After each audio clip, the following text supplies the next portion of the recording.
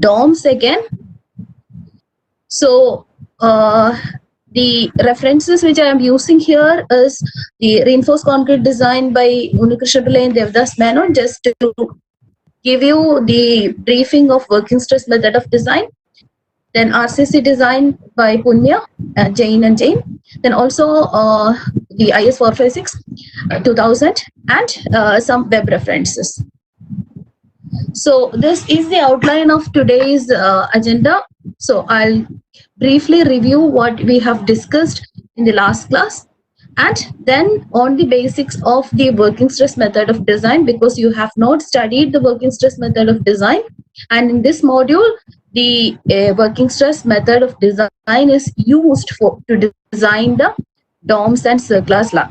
So I'll not go in detail about the flexural member design or this singly reinforced design and all, but what is required for the DOM design is the concept of transform section, which I'll be covering today, and also a discussion on the numerical problem on spherical DOM, followed by, if time is there, we'll discuss the conical DOM design as well.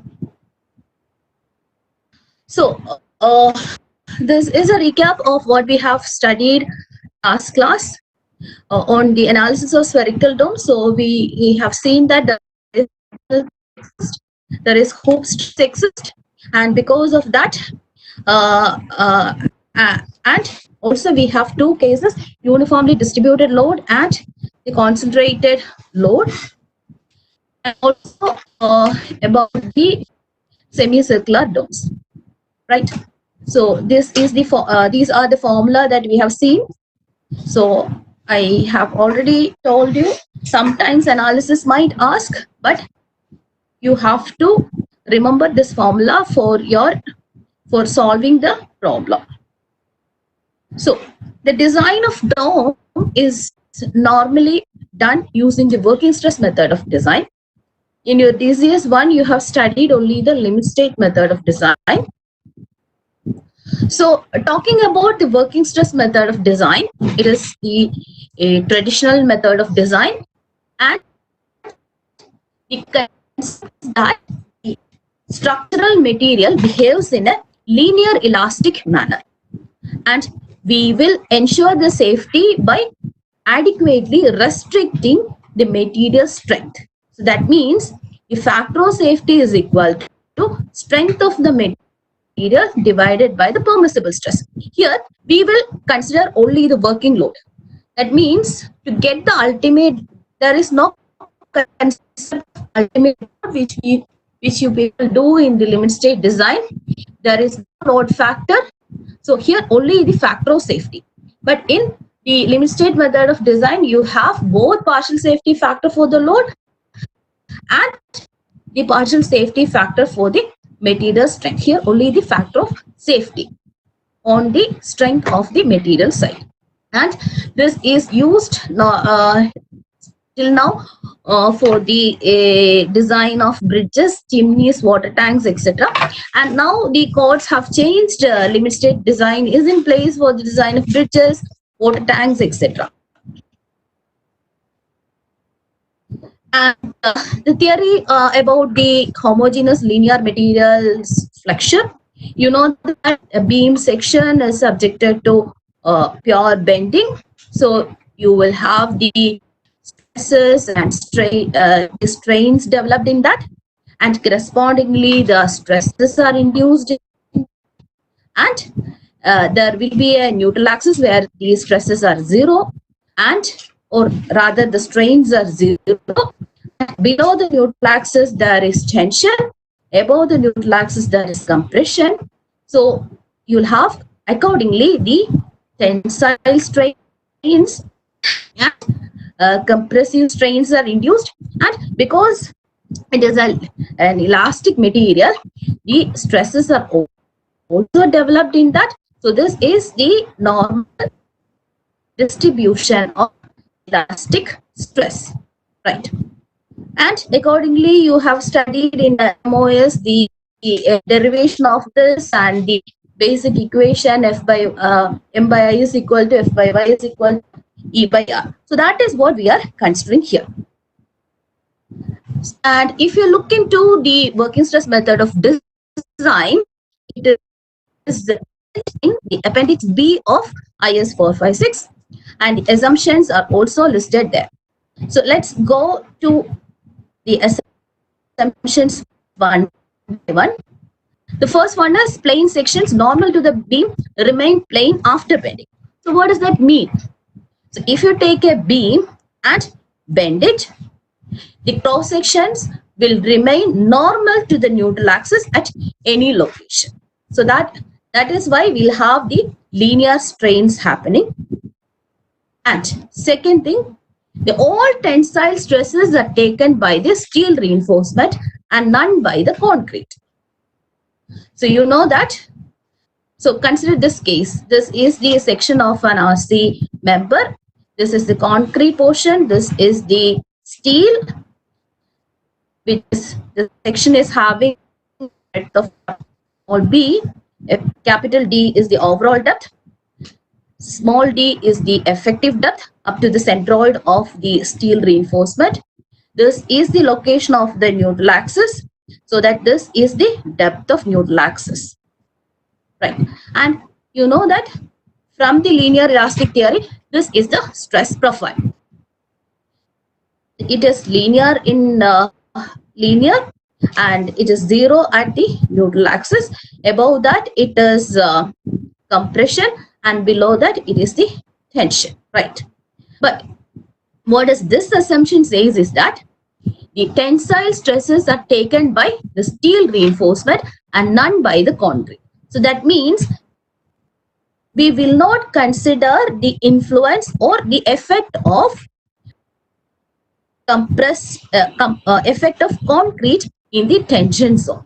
Rather, this portion, the above the neutral axis, the compression is taken by the concrete, and all the stresses, the tensile stresses, are taken by the steel at this point. So that is what it is shown here. In the previous picture, you have seen that there was a stress diagram there at the bottom, but in this case, there is nothing like that. So this is the second assumption. Now, coming to the third assumption, the stress-strain relationship of steel and concrete under working load is assumed as a straight line. So you know that this is the typical stress strain diagram for a HYSD bar or high yield strength bar or TMT bar. And if it is mild steel, you could get a shape like this. So this implies the Fy value, which we consider as the material capacity in the limit state method of design. Whereas here, what we assume is the allowable stress is that yield stress divided by a factor of safety. So 1.78 is applied as the factor of safety, so that the allowable or the material strength in the case of steel is 280 Newton per millimeter square. So that means you know that this stress relationship is now only this straight line. So that is the meaning of this assumption. Now, if you take the case of concrete, this is the typical stress strain diagram for M30 grade concrete. So FCK implies the top point. So then also we applied a factor of safety of 3, and so that it again comes back to a linear regime like this. So that we will get the allowable compressive stress in concrete as 30 Newton per millimeter square for a normal M30 grade concrete. So I think this is this mean by the relationship between the stress strain relationship under the working load as a straight line. Now, the last assumption is the modular ratio has the value of 280 divided by 3 sigma CBC, where sigma CBC is the permissible compressive stress due to bending in concrete. So might be this concept is new to you. And modular ratio is nothing but the ratio of modulus of elasticity of steel to that of concrete. So what is that? We will look into this one. Now, why we use this modular ratio concept is that we design or we consider reinforced concrete as a composite material in the working stress method of design. So concrete is one material, steel is another material. But we will convert the section into an equivalent section. For example, this is a concrete, the blue portion is the concrete and the black portions are the steel. And let the area of the concrete, total area is A, and the area of the steel is AST. And now, what is transformed section? We will consider the entire thing is made only of concrete. So that means this extra portion which you are seeing now is the equivalent area of this AST. So that is actually considered as M into AST, where M is the modular ratio, which is ES by ET. So that we will get the equivalent concrete section as A, the total A. From that, the AST is reduced, A minus AST plus M into AST. So that we'll get the equivalent concrete section area as A plus M minus 1 into AST by rearranging this equation. Right. So this is the concept of modular ratio. And if you want more theoretical aspect of this, you can always refer to the basics of working stress method of design. It is actually dealt in detail in the textbook by Unikrishna Pillai and Devdas Menon. Okay. So in normal case, for the equivalent area corresponding to the tension steel area, AST is M into AST, whereas for the compression steel, we'll take it as 1.5 M into ASC. So all these details, if more details are required, you are always requested to refer to any standard textbook on working stress method of design.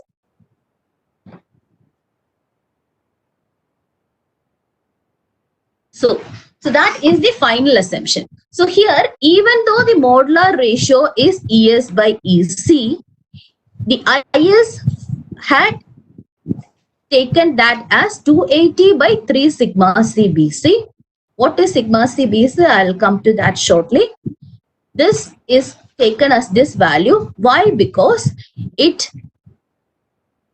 this is because of this reason. Because since the modulus of elasticity of concrete is not constant, and that is why, and also to take the effect of creep shrinkage, etc., the code suggests to use this formula for the calculation of the modular ratio. So you cannot simply take ES by EC for the design of concrete in working stress method of design as the value of modular ratio. So that is what this indicates. Now, coming to the permissible stresses in concrete and steel. The permissible stresses in concrete in tension is given in again the appendix B. There is no table number given for this one. Here the permissible stresses in tension is given us the compressive strength. You know that the tensile strength of concrete is very low, right? So if approximately we can take 1/10 of that value. So that is why a factor of safety of 8.5 to 9.5 is applied. For example, M10 concrete.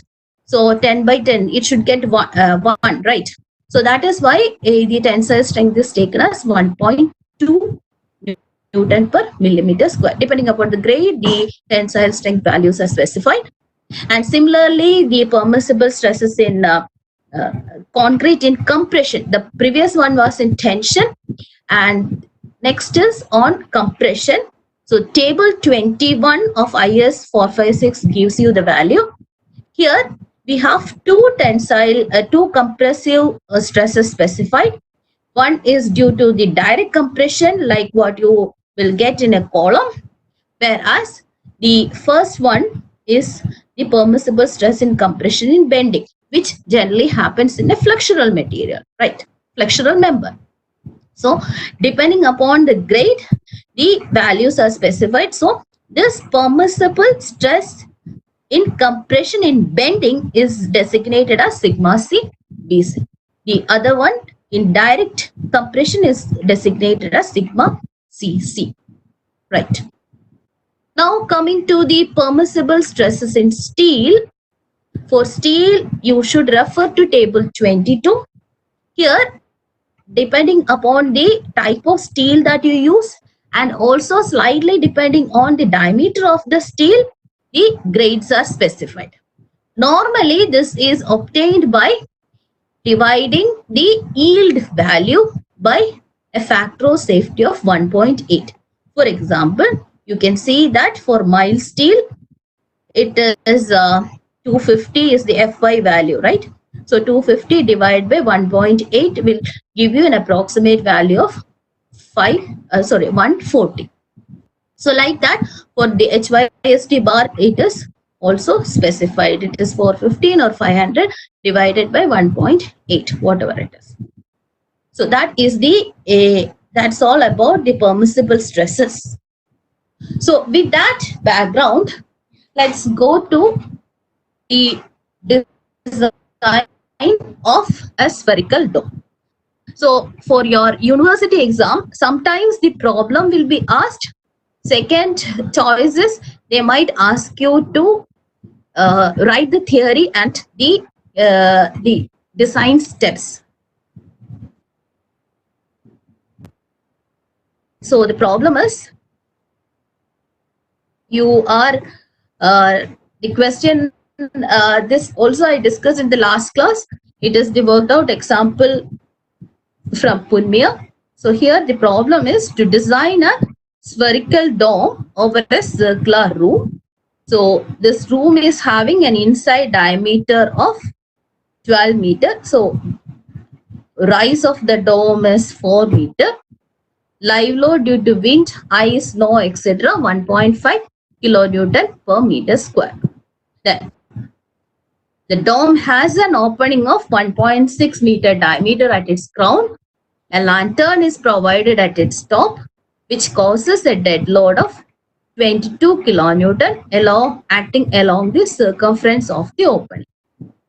And in the question, the material data was not given. So I assume a grade of concrete as M20 and the steel as mild steel. Either you should assume that or it should be given in the question, right? So this is the practical thing that you are going to design. You have a circular room like this. This is having a diameter of 12 meter, and you are supposed to design the roof as a spherical dome, and the top of that is cut at having a diameter of 1.6 meter, and a lantern is fixed like this. So we have already seen that the stresses will be how the stresses, the meridional stresses, how the hoop stresses, and how will be the reinforcement pattern to resist these stresses. And also another aspect we should consider here is if the dome is not a semicircular dome, we have to design ring beam because the meridional stresses are not exactly coming in the downward direction. It will be tangential to the curved surface at the end. So that is our problem. And this is the data. This is the dome, and this is having a diameter of 12 meter, and this is the circular opening which I was talking, and this is having a diameter of 1.6 meters. So that the CD is 1.6, AB is equal to 12 meter, and the rise of the dome, that is from this point to the apex point, it is 4 meter. So that the distance PS is equal to 4 meter. Right. Now see how to solve this problem, or rather how to design this problem. So the design steps are, we have to calculate the geometrical aspects, then fix the loading, calculation of the stresses, design of reinforcement, design of ring beam, and obviously the last step of the design always is the detailing, right? So coming to the geometry. So we have seen this is the problem given, right? And I've discussed what are these values. A, B is your room diameter. This is the opening diameter. And now this dome is something like this, right? So it is a part of a circle. The bluish portion or the grayish portion is the domical part, and actually this is a part of the circle. So now we want to find out where is the center of this dome, right? So how to do that? So I just draw it again here.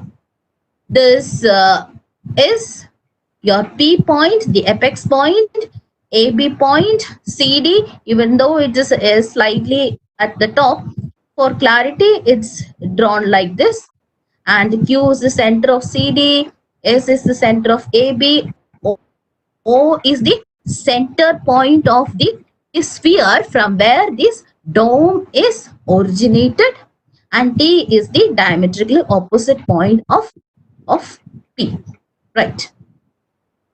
Now how to solve that? So let R be the radius of the dome. Let R is this radius, and AB is the diameter of the base, which is 12 meter. The rise of the dome is given, PS is given as 4 meter. So that we apply the basic equation of chord that we have studied, TS into PS. So TS into PS is equal to what? AS into BS, right? TS into PS is equal to AS into BS. Now what is TS? TS is, TP is 2R. So TS is 2R minus PS, that multiplied by PS, which is equal to AS and BS. You know that it is 6 meters each, so that we can solve this equation and find out the value of R as 6.5 meter. Right. Next, what parameter we need? Again, we have to find out how much is this H value. H means the distance PQ, or the rise at the opening. So we already have the radius value. Now applying the same way, what we'll get? PT, this PT, you know, as 2R, but R, you know now what is R? That minus H, or rather TQ into PQ is equal to CQ into DQ, right? So by applying that, PQ is H, CQ, you know, 1.6 meter is the CD distance, so that the CQ is equal to 0.8. So the same equation, same method, you can find out the value of the height at the opening, or the rise at the opening, as PQ, which is approximately 0.05. So now what you need? you have to find out the values of alpha and phi. Why this is required? Because our dome is only the A to C and then C to B, right? So that means the theta value is changing from phi to alpha, right? So the theta value is changing from, or rather, alpha to phi. So that is why we need to find out the values of the angles alpha and phi. By applying the basic trigonometric equation, we'll be able to find out the values of alpha and phi like this. Right. Now,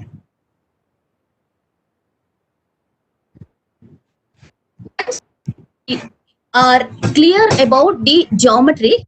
Next, we need to fix the loading. Right. So, how to fix the loading?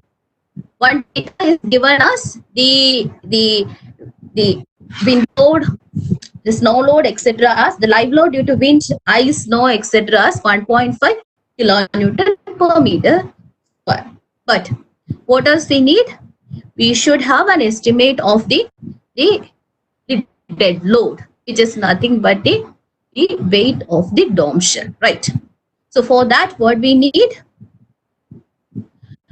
For that, what we need is, we have to calculate the self weight. For that, we need to assume a thickness and then say 100 millimeter as the thickness, and then the self weight can be calculated as this thickness multiplied by the unit weight of concrete, 25 kilonewton, so that you will get this as the 2.5 kilonewton as the self weight of the dome. And then the live load is given 1.5 kilonewton per meter square, so that we will get added up that. So a textbook had made it complicated. We don't have to do this conversion and all. 0.1 just multiplied by 25, you'll get 2.5. Live load is 1.5. Directly add, you will get the 4 kilonewton per meter square as the uniformly distributed load. Now, for this loading calculation, we need to do some assumptions. Why? Because there is no direct formula available for this type of problem. For example, the dome which is having the theta varying from alpha to phi is not directly available. So what we assume is there is no opening in the crown, and we will consider that it is full, and after that the crown is placed on top of that, but this crown is having a lesser weight, which is actually the difference between the weight of the actual lantern minus the weight of the dome shell which we assume. So that is the concept. So let's think it like this. So this is the dome you have to design. There is a spherical part, and also this is the lantern. So what we do is we will cut this portion and assume that this is full of the dome, and then a smaller load is applied on top of that.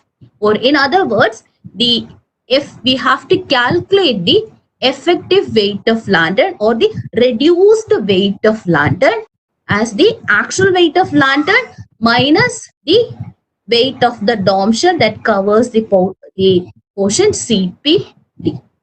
So that is to make your analysis simpler, or this will make you to allow the already developed equation.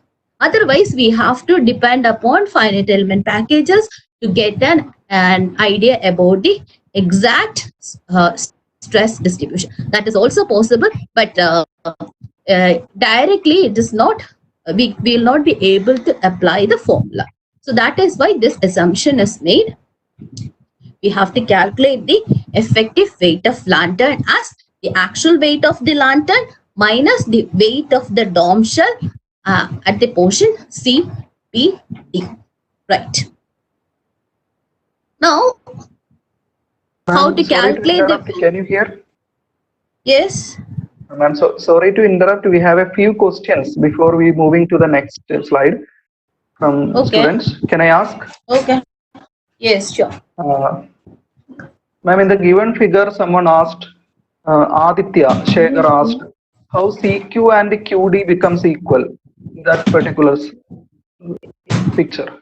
CQ and QD.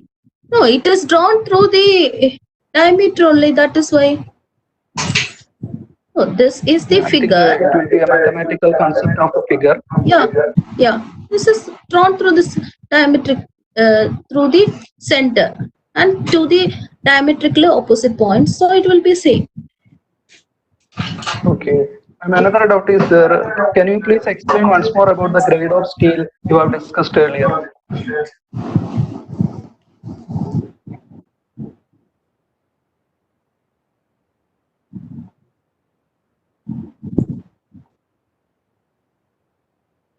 There is a doubt from JP about grade of steel. Okay. So the grade of steel is actually how normally the strength of the steel is specified by the yield strength, right? So for mild steel we have a defined yield point, and you know the pattern, right? So we'll have a point coming like this and then coming down as the upper yield point, lower yield point, and then comes up as the strain hardening and then the failure. So in the MOS you have studied that. So there is a defined yield point there, or you will get a definite yield plateau. That is the stress at the yield point, or normally that is Fy, or 250 Newton per millimeter square. Whereas in the case of a high yield strength bar, there is no defined yield point, but we will take the 0.2% true stress as, or we draw a parallel to the initial straight portion and cut it. We will erect a parallel to the initial straight portion at 0.2% strain, and where it cuts, that is considered as the yield value of the HYSD bar. So because of that thing, this kind of stress strain relationship comes. So here, if it is an Fe 500 grade steel, we'll have the Fy as this point. This is obtained nothing but at erecting a parallel to the initial straight line at 0.2% strain. You will cut it here, and this is taken as Fy, which is 500, right? So in a working stress, in limit state method, we consider this as the strength. Whereas in working stress method, we'll apply a factor of safety onto this, and we will apply a factor of safety in such a way that the initial straight line portion of the stress strain diagram is captured. So because we are applying a high factor of safety, your stress strain diagram comes down like this. Previously it was like this, now it is like this.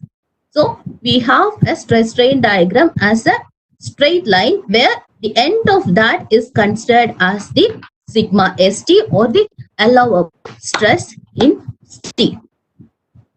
I think it's clear now. Yeah, then. Okay, ma'am, you may carry on, and we will have a Q&A at the end of the session. Okay, fine.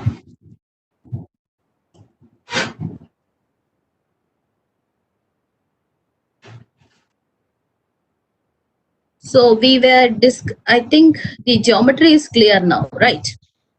And the concept of effective weight of lantern. So we have to actually find out the effective weight of lantern as the actual weight of lantern minus the weight of the dome shell CPD. Now, when we do the analysis, for what we are doing the analysis, we have to find out the Meridianal stress, and also we have to find out the Hoop stress, right? So here you have to consider two cases. One is with live load case and the second one is without live load case. Why? Because the Meridianal stress is critical in the case of with live load, and in the case of hoop stresses, sometimes the cases of without live load will be critical because we have a negative sign coming there. So because of that only we have to consider these two cases. And here I said before, we have to calculate the self weight as the thickness multiplied by the unit weight of concrete, and then if we consider the live load, you have to add the live load so that the total weight of the total loading is obtained, which is the total uniformly distributed load, small w, and we have to calculate the weight of the dome shell. See, this is a very approximate formula.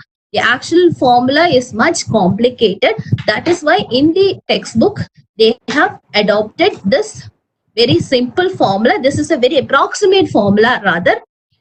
This gives an approximate value of the weight of the dome shell. The actual formula is having the different parameters, like we have to consider the thickness and then R1, R2. So many things are coming there. So that is why the approximate formula is taken as the weight multiplied by the 2 pi r into h. This will give you this 2 pi r h is an approximate quantity of the volume that multiplied by this W, whatever it is. So this W, once we consider the with live load, you should take W as 4 because 2.5 plus 1.5 is 4, right? So, and then you have to calculate the weight of the lantern as W. Capital W is the effective weight of lantern as 22, the load that we actually apply, minus the weight of the dome shell. CPD, this is an approximate. In textbook, it is given as 0.17. It is actually 8.17. So you just have to calculate it. It is clearly written here. So it is 8.17. It's a printing mistake. So with live load, this is the value. Now, without live load, what is the difference? You should consider the small w as 2.5 alone because we are not considering the live load. And accordingly, if you consider, you will get the effective weight of lantern as a value 116.89 kilonewton. So just do it and satisfy yourself. Okay. Now, the calculation of the stresses. In textbooks, it is made much complicated. So I would like to go like this. If the textbook method is comfortable for you, you can always adopt that. So here we have to calculate the two types of stresses, right? The Meridianal stresses and hoop stresses. One is for the UDL, small w, and the other one is for the concentrated load. So with live load, we know that the small w is 4.5 kilonewton per meter square and w is equal to 13.83. Without live load, small w is equal to 2.5 and capital W is equal to 16.89.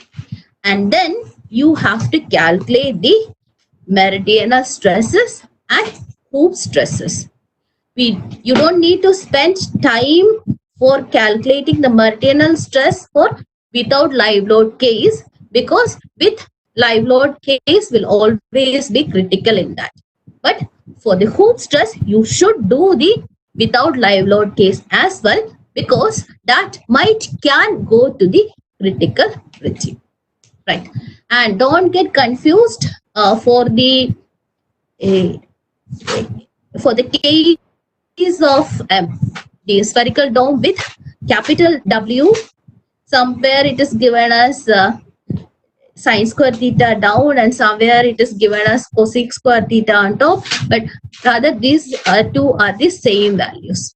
Okay, it can be sine square, it can be 1 by sine square, or it can be cosec square, so whatever it is. And next what you have to do is, this is your formula, right? In the textbook they have reduced that to small one and then applied this one. So I don't think you have to do all these things. You just have to find out the values directly by applying on this. Now you have to find out the stresses in different values of theta, because the equation is given in the theta, right? And you know that theta varies from alpha to phi. That means it varies from 7 degree 4 minute to 67 degrees 27 minute. And accordingly, you have to calculate the meridional stress. This is in the case of with live load case, and calculate all these things. And for the exam, if time is not sufficient, do it at alpha, do some 1 or 2 trials here, and then go to the phi value. So that will be sufficient. More values if you are getting, that will give you more accuracy. That's it. Now, next task is you have to identify the critical stress. So which is the maximum value, that is the critical stress. So you can see that the critical stress here is 0.354, right? And what does this positive sign imply? It implies the compressive stress balance. Next, you can do the same thing for the hoop stress. The formula is shown here. Apply this theta from alpha to phi at different values. Find out this value, and there you should do with live load and without live load, and this will be the value that you will be getting. And here also you have to find out the identify the critical stresses. So you can see here that without live load case became critical here, because you can see that the minus 0.195 Newton per millimeter square is coming at the opening side as the critical one. So what does this negative sign imply? The negative sign imply the tensile stress, right? Now once this analysis is done, so what we have done till now is like what you have done in your RC design WL square by 8. So that is the value that you got here. Now the design of reinforcement. Now how to do that in working stress method? It's a very simple method. You have you know that the maximum compressive stress obtained is plus 0.354 from from where you got this value, from the meridional stress value, and this need to be compared with the permissible stress in concrete. So from where you will get this value? You will get this value from the value of permissible stress in concrete from the table 21. So here in the beginning I said that I'll be using M20 grade concrete. So what you will be looking for here is the permissible stress in compression is 7. What I got is 0.354. So that means what? It is safe in, the section is safe in taking the compression. But what if this value got exceeded? You should design the reinforcement to take care of the compression, right? So again, it's very simple. The value divided by the permissible stress value will give you the area of the steel reinforcement. It is F force is equal to, or stress is equal to force divided by area. You have to calculate the required force and calculate the area of the steel reinforcement. Even if this concrete section is safe, we should give a minimum steel as the meridional steel. So what does it imply is that the thickness is sufficient enough to carry the compression in the meridional section.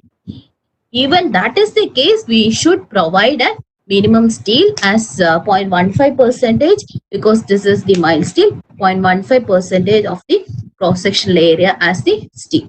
So that is what 8 mm bars at 320 millimeters center to center is given as the minimum steel.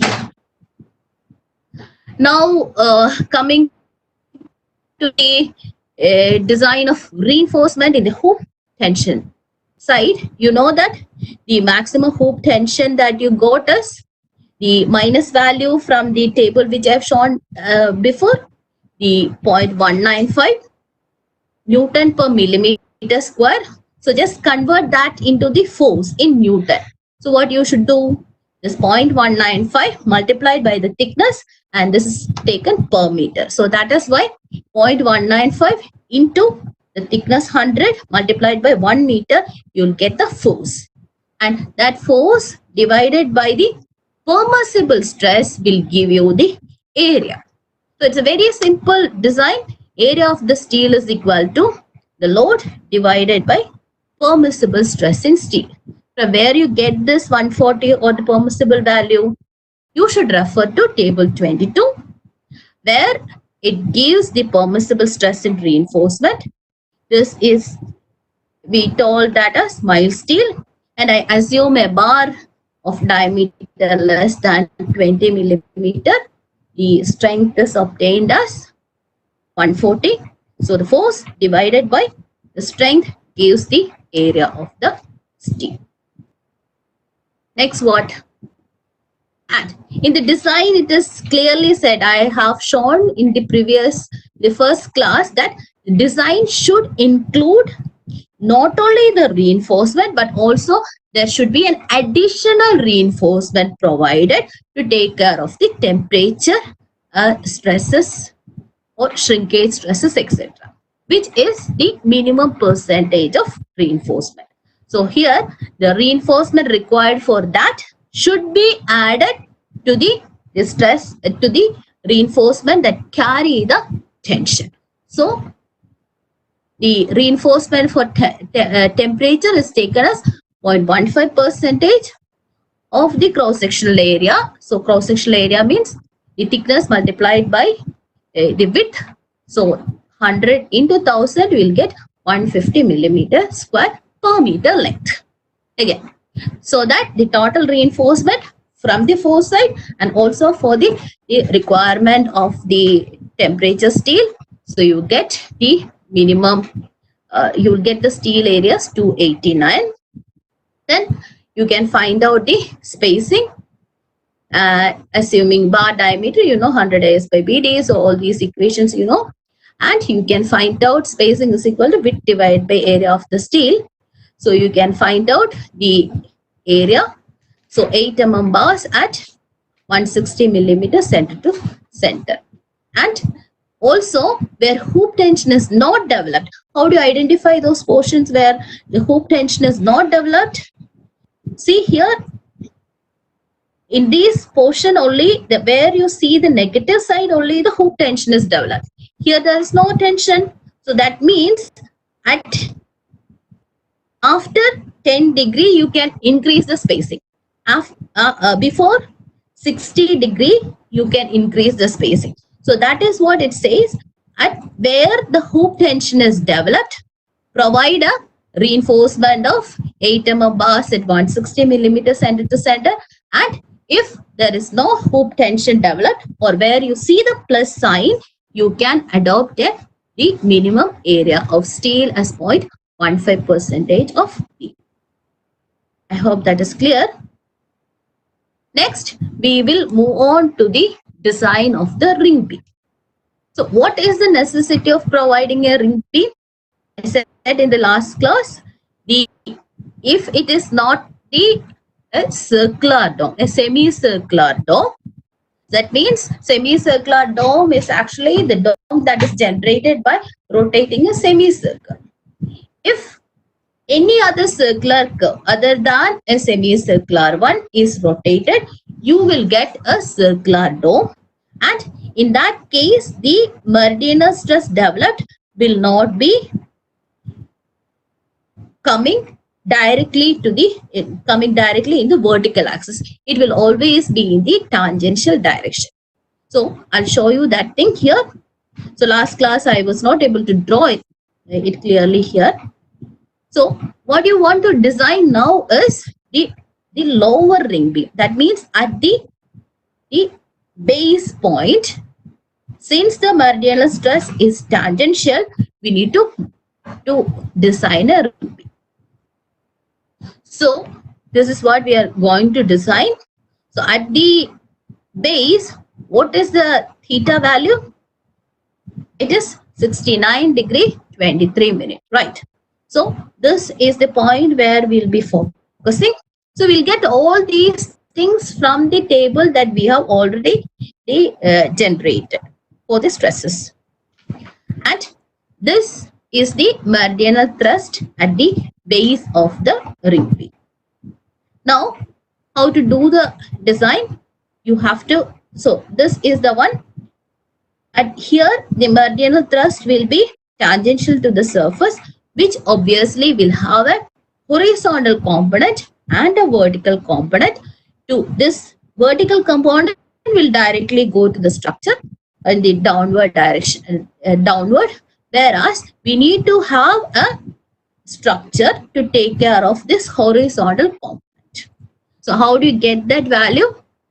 So we know that at the base point you got 0.19 value, right? This value 0.19 value, and this need to be converted into the force, that is thickness multiplied by the width, that is 1 meter. So you'll get 19000 Newton per meter. And then what is critical for us? The critical one for us is the horizontal component, or T, right? And this is obtained because you know this angle phi, this is the cos component of that. You will get the value like this, and it's now similar to the our B, where WL by 2, like that we need to apply. So here the value is 12, right? So WL by 2, like that, this value multiplied by this span by 2 will be coming at this point. So it will be the 43840 Newton.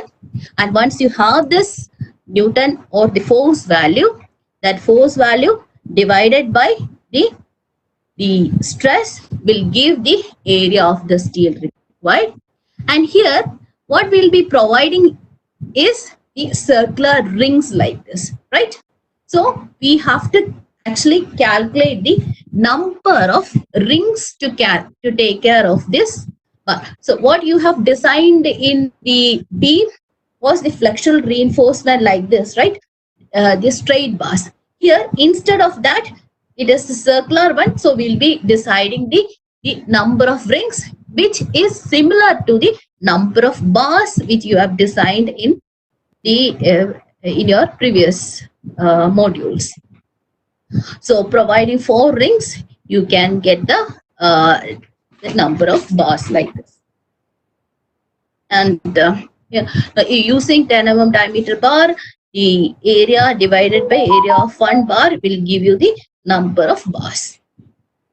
Now, next comes the equivalent area concept. So what we have seen in the previous slides, we have to calculate the area of the section. It's not necessary that you should do the design. You can assume a value and check whether it is safe, which is the concept adopted in the design of the upper ring beam, or else this is the right method to calculate the area of the concrete.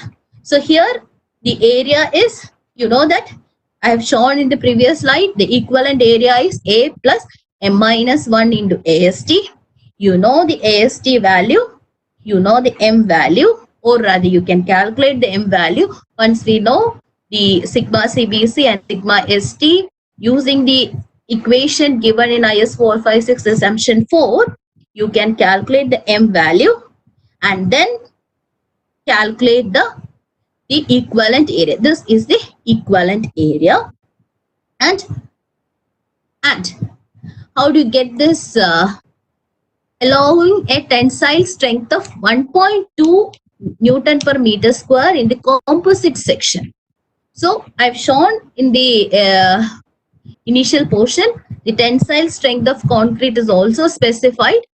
Here, the tensile strength of M20 grade concrete, which we use in this concrete, which we use in this dome, is 2.8 Newton per millimeter square. And since this is a composite section, the authors have assumed a much lesser value. This is your discretion. You can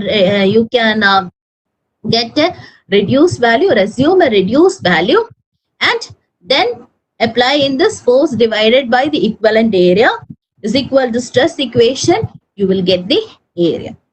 And once you have this formula area, you can divide that and find out the B and D values. So here, even though it is 330,880, so they have provided 200 by 200, which will give 400 as the area of the ring beam. And the design of the stirrups is just, we don't need much bigger design for this. What we got now is a beam section which is having a cross section of 200 by 200, which are having 4 bars running around, or it will be something like a beam section having 4 bars, right? And there you provide a minimum stirrup reinforcement of 6 mm or 800. Now a 6 mm is rarely available, so you can specify 8 mm stirrups at 150 or even 230 millimeters center to center as the stirrup. So that is the design of lower ring beam. Now coming to the design of upper ring beam. So why we need to provide an upper ring beam? It's something like this, right? So this is much exaggerated one. We will have a small opening there. So because of the opening coming there, I have shown in the first presentation, the reinforcement need to be provided clearly, or that need to be adhered clearly, or that need to be stopped clearly. And also the stress at that point should be distributed, or that need to be taken care. So who will take care of that? That will be taken care by the upper ring beam. So there again we will go back to our analysis table, and which one is the corresponding stress, the upper ring beam area? It will be the at phi or theta is equal to alpha value or 7 degrees 4 minutes, where the value is plus 0.354. This is the meridional thrust at the upper opening or the opening. Now, how to do the design? Again, you know that the stress is not downward direction, or it is tangential. It will have a horizontal component and a vertical component. You have to calculate the horizontal component.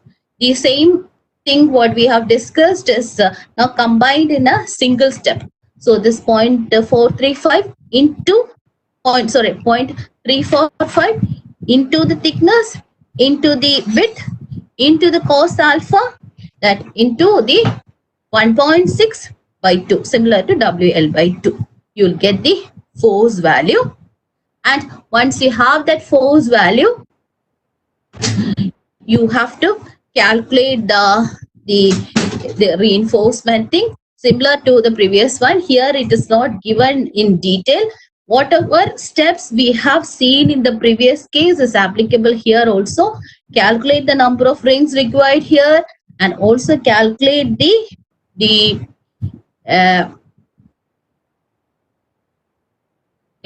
calculate the we have to calculate the number of rings required and also calculate the required equivalent area. So here they have just given a value of, say, use 160 by 160 millimeter dome, either above or below the dome, and so that the compressive strength coming is on the on the safer side. I don't think this is required. You proceed with the procedure which was given above for the design of lower ring beam and apply it here also. So that is sufficient. This and if no time is there, you can just say that, okay, use 160 by 160 or 200 by 200 or 250 by 250 millimeter dome ring beam, and then give a value for the number of rings. That also you can do that. Now, this is the detailing, the final step of any design. So you can see that the whatever you are seeing now, the ones are the Meridiana steel, the dots are the hoop steel. So at hoop steel, you know that at the edges where the stresses are negative, we will have the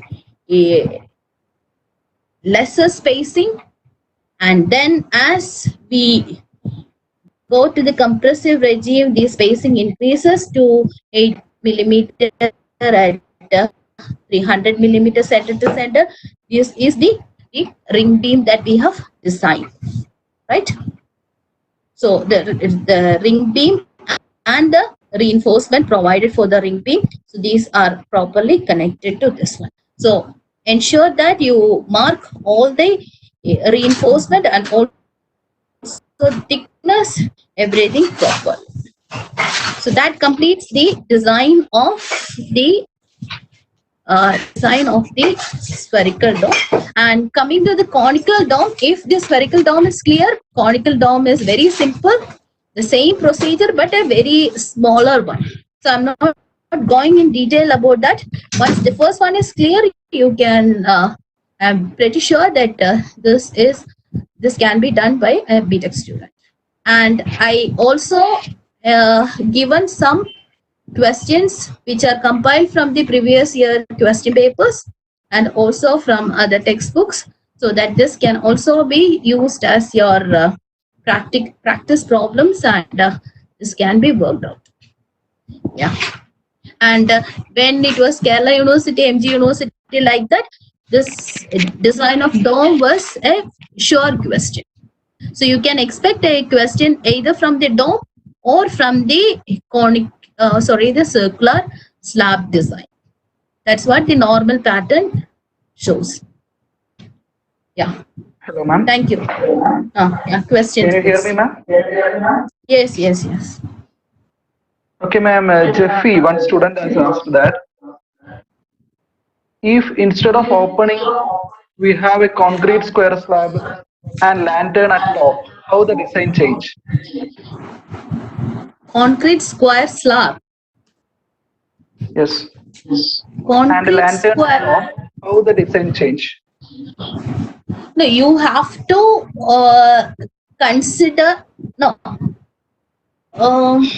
You have to consider the weight of the square slab as a point load itself, and then do the design. So I hope, I'm not pretty sure, but I think that weight need to be considered as the weight of the lantern. So that the total weight will come as weight of the lantern plus the weight of the square slab till that point where the slab portion or the conical dome portion ends. Okay, ma'am. Another question is that in ring beam design, why is the horizontal component of T is critical? horizontal component. Yeah. That is critical. Yeah, many a times I have explained that because the meridianal stress is acting tangential to the dome surface, and that will have a horizontal component and a vertical component. Vertical component will go directly to the structure. If it was supporting wall is there, it will go directly. Whereas this horizontal component, if nothing is there to carry the horizontal component, it will burst your beam. So that is why we need to give adequate structure to take care of that horizontal component.